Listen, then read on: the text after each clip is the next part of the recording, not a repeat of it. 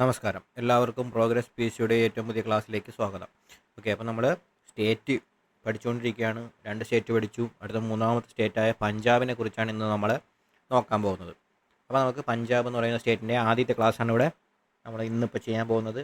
ഇതിന് 2 ഭാഗം ഉണ്ടായിരിക്കും. രണ്ടാമത്തെ ഭാഗം അടുത്ത ദിവസം വരുന്നതാണ്. ഇന്ന് നമുക്ക് ആദ്യത്തെ ഭാഗത്തിലേക്ക് എന്തൊക്കെയാണെന്ന് നമുക്ക് നോക്കാം. ഓക്കെ,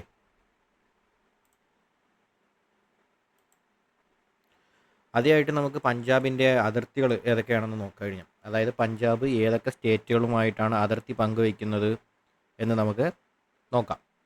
അതിനകത്ത് പഞ്ചാബിൻ്റെ മുകൾ ഭാഗത്ത് വരുന്നത് ആരാണെന്ന് ചോദിച്ചു കഴിഞ്ഞാൽ അത് ജമ്മു ആൻഡ് കാശ്മീരാണ്. ഓക്കെ, ജമ്മു ആൻഡ് കാശ്മീരാണ് മുകളിൽ വരുന്നത്.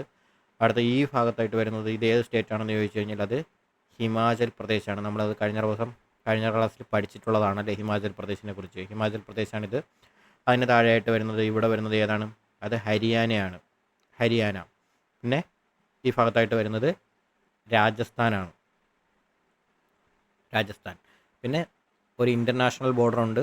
ആ ഇൻ്റർനാഷണൽ ബോർഡർ ഏത് രാജ്യമായിട്ടാണെന്ന് ചോദിച്ചു കഴിഞ്ഞാൽ അത് പാകിസ്ഥാനുമായിട്ടാണ്. ഓക്കെ, അപ്പം ഇതാണ് നമ്മുടെ ആരുടെ ബോർഡർ എന്ന് പറയുന്നത്? നമ്മുടെ പഞ്ചാബ് എന്ന് പറയുന്ന സ്റ്റേറ്റിൻ്റെ ബോർഡർ. മുകൾ ഭാഗത്ത് അല്ലെങ്കിൽ നോർത്ത് സൈഡ് ആരാണ്? ജമ്മു കാശ്മീരാണ്.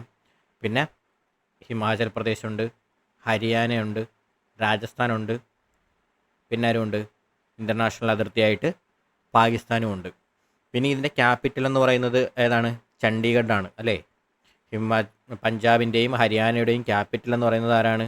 ചണ്ഡീഗഡാണ്. ചണ്ഡീഗഡ് ഏത് ഭാഗത്തായിട്ട് വരുമെന്ന് പറഞ്ഞാൽ ഈ പഞ്ചാബിൻ്റെയും ഹരിയാനയുടെയും ഈ ഭാഗത്തായിട്ട്, ഈ നമ്മൾ ഈ അടയാളപ്പെടുത്തുന്ന ഈ ഒരു ഭാഗത്തായിട്ടാണ് ആര് വരുന്നത്? ഈ ഒരു ഭാഗത്തായിട്ടാണ് ചണ്ഡീഗഡ് വരുന്നത്. ഓക്കെ, അപ്പോൾ പഞ്ചാബിൻ്റെയും ഹരിയാനയുടെയും ക്യാപിറ്റലാണ് ആരെന്ന് പറയുന്നത്? ചണ്ഡീഗഡ് എന്ന് പറയുന്നത്.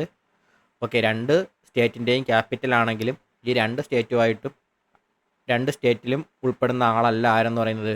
ചണ്ഡീഗഡ്. ഓക്കെ, പഞ്ചാബിൻ്റെയും ഹരിയാനയുടെയും തലസ്ഥാനമാണ് ചണ്ഡീഗഡ്. പക്ഷേ ചണ്ഡീഗഡ് ഒരു എന്താണ്? കേന്ദ്രഭരണ പ്രദേശമാണ്. ചണ്ഡീഗഡ് ഒരു യൂണിയൻ ടെറിട്ടറിയാണ്. ചണ്ഡീഗഡ് എന്താണ്? ഒരു യൂണിയൻ ടെറിട്ടറിയാണ്. പഞ്ചാബിൻ്റെ തലസ്ഥാനമാണ്, ഹരിയാനയുടെയും തലസ്ഥാനമാണ്. രണ്ടിൻ്റെയും തലസ്ഥാനമാണെങ്കിലും ഇത് പഞ്ചാബിലും ഉൾപ്പെടുന്നില്ല, ഹരിയാനയിലും ഉൾപ്പെടുന്നില്ല. പകരം അതെന്താണ്? അതൊരു യൂണിയൻ ടെറിട്ടറി ആയിട്ട് നിലകൊള്ളുകയാണ്. ഓക്കെ, ഇനി നമുക്ക് പഞ്ചാബിൻ്റെ ബേസിക് ആയിട്ടുള്ള ഡീറ്റെയിൽസിലോട്ട് നമുക്ക് പോവാം. അപ്പോൾ ആദ്യം നമുക്ക് പഞ്ചാബ് എന്ന് പറയുന്ന പേര് എങ്ങനെ വന്നു എന്ന് നോക്കാം. പഞ്ചാബ് അല്ലേ, പേര് തന്നെ ഉണ്ട് പഞ്ചാബ്. പഞ്ചാബിനെ നമുക്ക് എങ്ങനെ ഇരിക്കാം? പാഞ്ച് അല്ലേ. പാഞ്ച് എന്ന് പറഞ്ഞാൽ എന്താണ്? 5 അല്ലേ. അതേ കണക്ക് ആബ് എന്ന് പറയുമ്പോഴത്തേക്ക് എന്തെന്ന് പറയും? അതാണ് ജലം എന്നാണ് അതിൻ്റെ അർത്ഥം. ഓക്കെ, അപ്പം 5 ജലസ്രോതസ്സുകൾ, അതായത് നദികൾ. 5 നദികളുടെ നാട്. ഓക്കെ, 5 നദികളുടെ നാട് എന്ന അർത്ഥത്തിലാണ് പഞ്ചാബിന് ആ പേര് കിട്ടിയത്. ഓക്കെ, അപ്പോൾ പഞ്ചാബ് എന്ന് പറയുന്ന പേരിൻ്റെ അർത്ഥം എന്താണെന്ന് ചോദിച്ചു കഴിഞ്ഞാൽ 5 നദികളുടെ നാട്. 5 നദികളുടെ നാടാണ് ഏതെന്ന് പറയുന്നത്? പഞ്ചാബ്. ഏതൊക്കെയാണ് ആ നദികളെന്ന് ചോദിച്ചു കഴിഞ്ഞാൽ ഒന്നാമത് ചലം, 2 ചെനാബ്, 3 ബിയാസ്, 4 രവി, 5 സത്ലജ്. ഓക്കെ, ഇതാണ് ആ 5 നദികൾ. പഞ്ചനദികളുടെ നാട് എന്നറിയപ്പെടുന്ന സ്റ്റേറ്റാണ് ഏതെന്ന് പറയുന്നത്? പഞ്ചാബ്. ആ 5 നദികൾ ഏതൊക്കെയാണെന്ന് ചോദിച്ചു കഴിഞ്ഞാൽ ചലം, ചെനാബ്, ബിയാസ്, രവി ആൻഡ് സത്ലജ്. ഓക്കെ, ഈ 5 നദികളാണ് ഏതെന്ന് പറയുന്നത്? പഞ്ചാബിലൂടെ ഒഴുകുന്ന 5 നദികൾ. ഈ 5 നദികൾ ഉള്ളതുകൊണ്ടാണ് പഞ്ചാബിന് ആ പേര് കിട്ടിയത്. പക്ഷേ നമ്മളിപ്പോൾ നമ്മുടെ ഇന്ത്യയിലുള്ള പഞ്ചാബിൽ നോക്കിക്കഴിഞ്ഞ് കഴിഞ്ഞാൽ നമുക്ക് ഈ 5 നദികളെ കാണാൻ പറ്റത്തില്ല. പകരം എത്ര നദികളെ കാണാൻ പറ്റുള്ളൂ? 3 നദികളെ കാണാൻ പറ്റുള്ളൂ. ഏതൊക്കെയാണ്? ബിയാസ്, രവി, സത്ലജ്. ഈ 3 നദികൾ മാത്രമേ എവിടെ ഉള്ളൂ? അപ്പോൾ ഇന്ത്യയിലെ പഞ്ചാബിൽ ഉള്ളൂ. അപ്പോൾ ഈ ബാക്കി ചലവും ചെനാബും എവിടെയാണെന്ന് ചോദിച്ചു കഴിഞ്ഞാൽ നമ്മുടെ ഈ പഞ്ചാബിൻ്റെ ഇങ്ങോട്ട് എന്തുണ്ടെന്ന് പറഞ്ഞു? ഇവിടെയാണ് ആരെന്ന് പറഞ്ഞു? പാകിസ്ഥാൻ എന്ന് പറഞ്ഞു അല്ലേ. അപ്പോൾ ഈ പഞ്ചാബ് എന്ന് പറയുന്നത് നമ്മുടെ ഇന്ത്യയിലുള്ള പഞ്ചാബ് മാത്രമല്ല, പാകിസ്ഥാൻ്റെ കയ്യിലും എന്തുണ്ട്? പഞ്ചാബുണ്ട്. പാകിസ്ഥാൻ്റെ കയ്യിലും പഞ്ചാബുണ്ട്. അതായത് നമ്മുടെ 1947 സ്വാതന്ത്ര്യത്തിൻ്റെ ഭാഗമായിട്ട് ഇന്ത്യയെന്നും പാകിസ്ഥാനെന്നും വിഭജിച്ചു. രണ്ടായിട്ട് വിഭജിച്ചപ്പോഴത്തേക്ക് എന്ത് ചെയ്തു? ഈ പഞ്ചാബിനെ എന്തായിട്ട് വിഭജിച്ചു? 2 ഭാഗമായിട്ട് വിഭജിക്കേണ്ടി വന്നു. അതിൽ ഒരു ഭാഗം എവിടെ വന്നു? നമ്മുടെ ഇന്ത്യയിൽ വന്നു. ബാക്കി പഞ്ചാബിൻ്റെ ബാക്കി ഭാഗം എങ്ങോട്ട് പോയി? അത് പാകിസ്ഥാനിലോട്ട് പോയി. അതായത് പഞ്ചാബിൻ്റെ പടിഞ്ഞാറൻ ഭാഗം എവിടെ പോയി? പാകിസ്ഥാനിലായി. കിഴക്കൻ ഭാഗം എവിടെ വന്നു? ഇന്ത്യയിൽ വന്നു.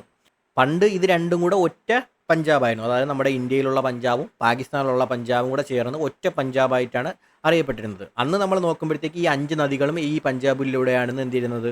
ഒഴുകിയിരുന്നത്. അങ്ങനെയാണ് അന്ന് എന്ത് കിട്ടിയത്? പഞ്ചാബ് എന്നുള്ള പേര് കിട്ടിയത്. ഓക്കെ, അപ്പോൾ സ്വാതന്ത്ര്യാനന്തരം ഇത് വിഭജിച്ചപ്പോഴത്തേക്ക് എന്ത് ചെയ്തു? പകുതി ഇന്ത്യയിലുമായി, ബാക്കി എവിടെയായി? ബാക്കി പാകിസ്ഥാനിലുമായി. അങ്ങനെ നോക്കുമ്പോഴത്തേക്ക് ഇപ്പോൾ നമ്മൾ നോക്കിക്കഴിഞ്ഞാൽ നമ്മുടെ പഞ്ചാബിൽ 3 നദികളെ കാണാൻ പറ്റുള്ളൂ. പക്ഷേ പഴയ ഓൾഡ് ടോട്ടലായിട്ടുള്ള പഞ്ചാബ് നോക്കിക്കഴിഞ്ഞാൽ ഈ 5 നദികൾ നമുക്ക് അതിനകത്ത് കാണാൻ കഴിയും. ഓക്കെ, ഇപ്പോൾ 1947 വിഭജനം നടന്നപ്പോഴത്തേക്കാണ് പഞ്ചാബിൻ്റെ കുറേ ഭാഗം എവിടെ പോയത്? പാകിസ്ഥാനിലോട്ട് പോയി. ബാക്കി നമ്മുടെ കയ്യിലിരുന്നു.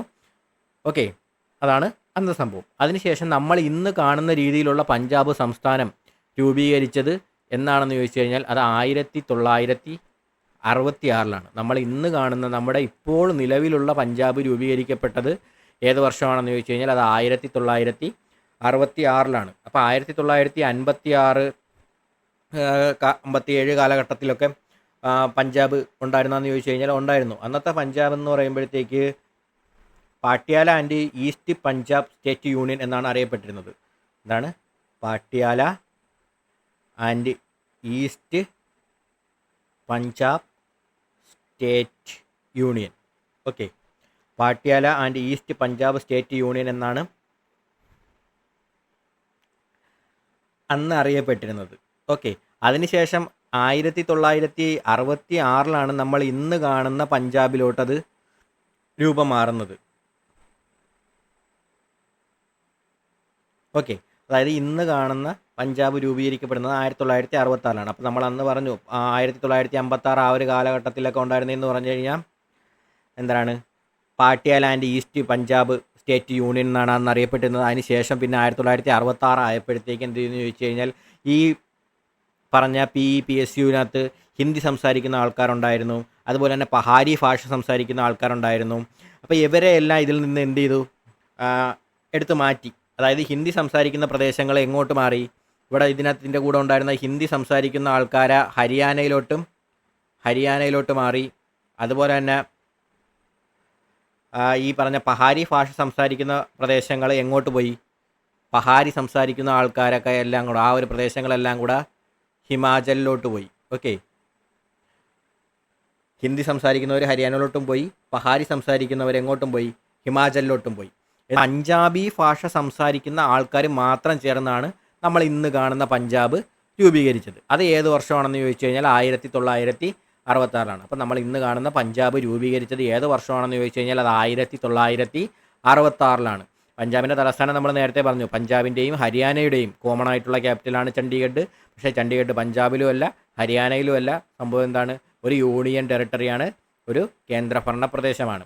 ഓക്കെ, അപ്പോൾ 1966 പഞ്ചാബ്, നമ്മൾ ഇന്ന് കാണുന്ന പഞ്ചാബ് സ്റ്റേറ്റ് രൂപീകരിച്ചു.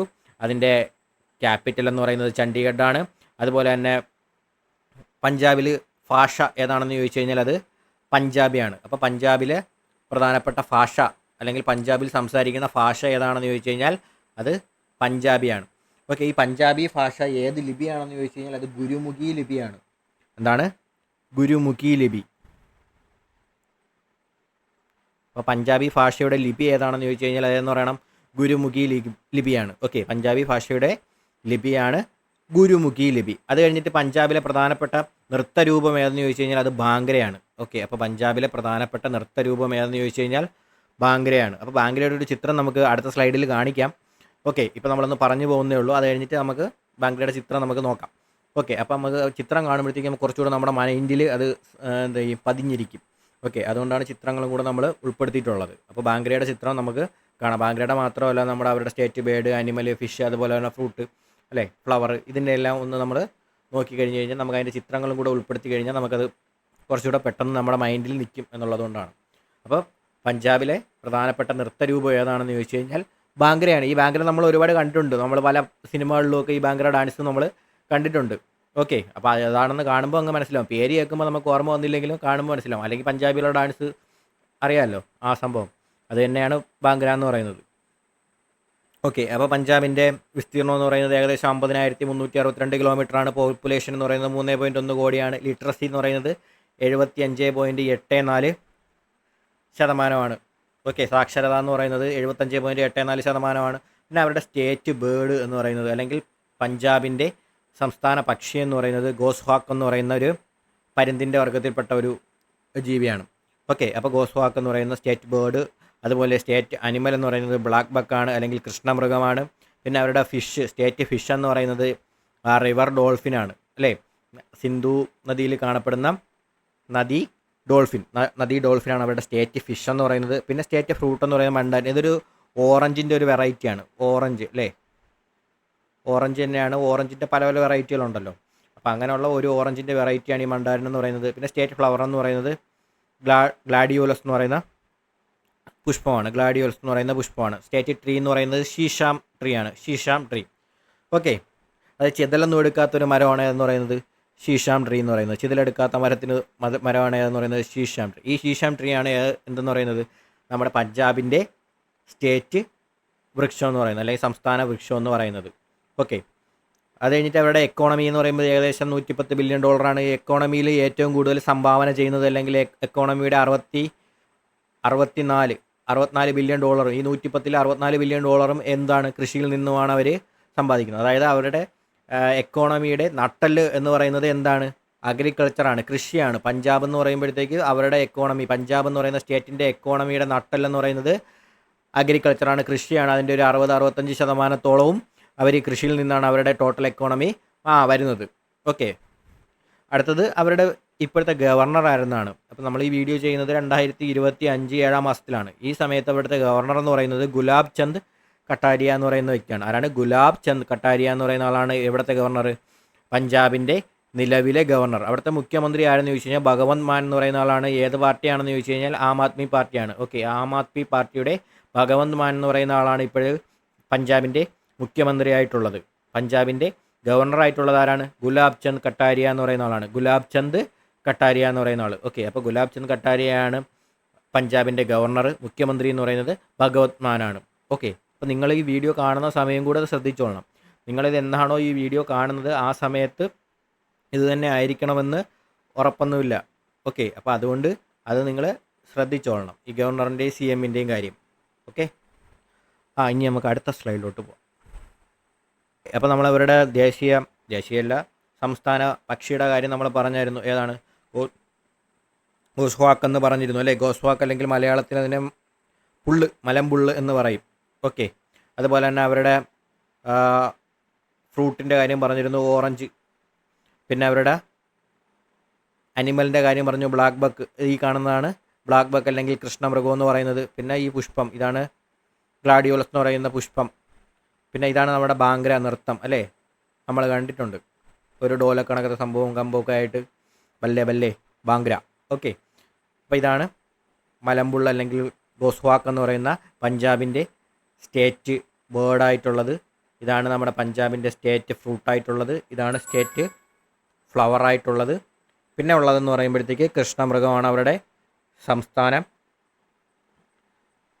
മൃഗമായിട്ട് വരുന്നത്. പിന്നെ ഉള്ളതാണ് നമ്മൾ പറഞ്ഞിരുന്നത് ഡോൾഫിൻ്റെ കാര്യം. പിന്നെ അറിയാമല്ലോ, ഡോൾഫിൻ എല്ലാവരും കണ്ടിട്ടുള്ളത് കൊണ്ട് പിന്നെ അതിൻ്റെ ഫോട്ടോ നമ്മൾ ഉൾപ്പെടുത്തിയിട്ടില്ല. ഓക്കെ,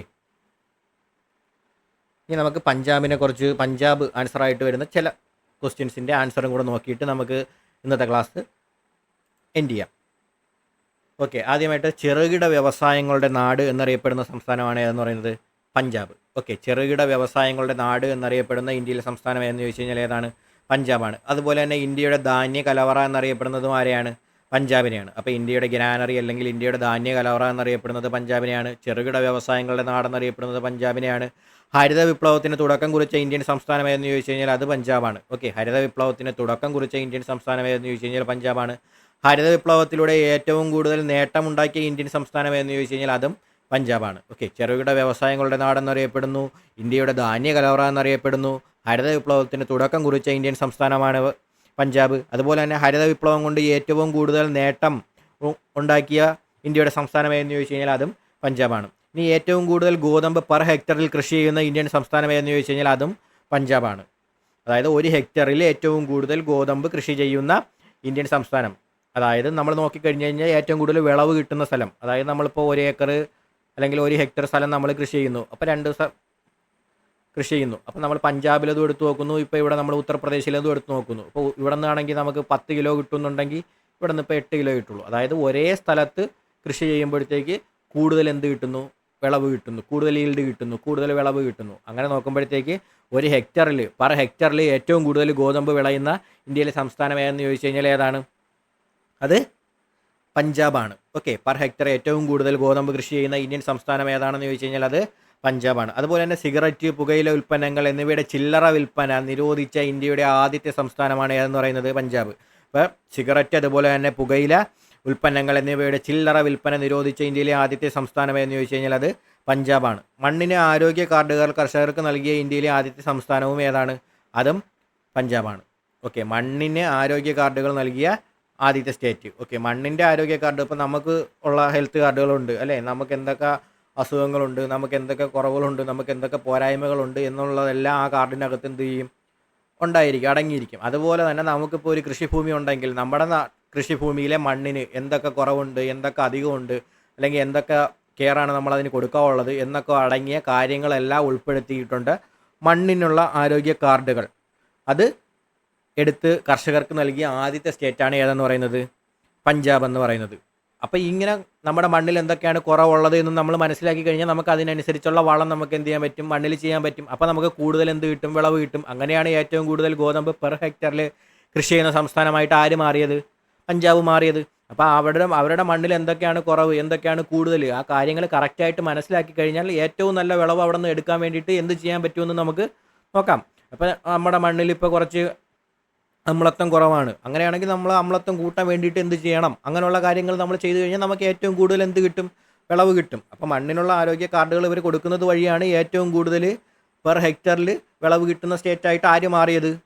പഞ്ചാബ് മാറിയത്. ഓക്കെ, അടുത്ത രാസവളങ്ങൾ ഏറ്റവും കൂടുതൽ ഉപയോഗിക്കുന്ന സംസ്ഥാനം ഏതെന്ന് ചോദിച്ചു കഴിഞ്ഞാൽ അതും പഞ്ചാബാണ്. രാസവളങ്ങൾ ഏറ്റവും കൂടുതൽ ഉപയോഗിക്കുന്ന ഇന്ത്യൻ സ്റ്റേറ്റ് ഏതെന്ന് ചോദിച്ചു കഴിഞ്ഞാൽ അത് പഞ്ചാബാണ്.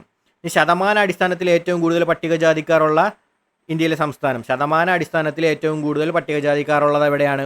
അത് പഞ്ചാബിലാണ്. എന്നാൽ ഏറ്റവും കൂടുതൽ പട്ടികജാതിക്കാരുള്ളത് എവിടെയാണെന്ന് ചോദിച്ചു കഴിഞ്ഞാൽ അത് ഒഡീഷയിലാണ്. ഏറ്റവും കൂടുതൽ പട്ടികജാതിക്കാരുള്ള ഇന്ത്യൻ സംസ്ഥാനം ഏതാണ്? അത് ഒഡീഷയാണ്. എന്നാൽ ശതമാന അടിസ്ഥാനത്തിൽ നോക്കിക്കഴിഞ്ഞാൽ ഏറ്റവും കൂടുതൽ പട്ടികജാതിക്കാരുള്ളത് പഞ്ചാബിലാണ്. ഇനി ആര്യന്മാർ ആദ്യമായി കുടിയേറി പാർത്ത പ്രദേശം എന്ന് പറയുന്നതും ഈ പഞ്ചാബിൻ്റെ പ്രദേശങ്ങളാണ്. നമ്മൾ ഈ പറയുന്ന ഇന്ത്യയിലെ പഞ്ചാബ് മാത്രമല്ല, അത് പാകിസ്ഥാനിലും കൂടെ ഉൾപ്പെടുന്ന ഈ ഒരു പഞ്ചാബ്. ഓക്കെ, ആ ഒരു പ്രദേശത്താണ് ആ ഒരു പ്രദേശത്താണ് എന്ത് ചെയ്തത്? ആര്യന്മാർ ആദ്യമായിട്ട് കുടിയേറി പാർത്തു എന്ന് പറയപ്പെടുന്നത്. ഓക്കെ, അപ്പോൾ ഇന്ത്യയിലേക്ക് വന്ന ആര്യന്മാർ ആദ്യമായിട്ട് കുടിയേറി പാർത്തു എന്ന് പറയുന്ന പ്രദേശം എന്ന് പറയുന്നത് ഈ പഞ്ചാബാണ്. നമുക്ക് ഒന്നും കൂടെ ഓടിച്ചൊന്ന് നോക്കാം.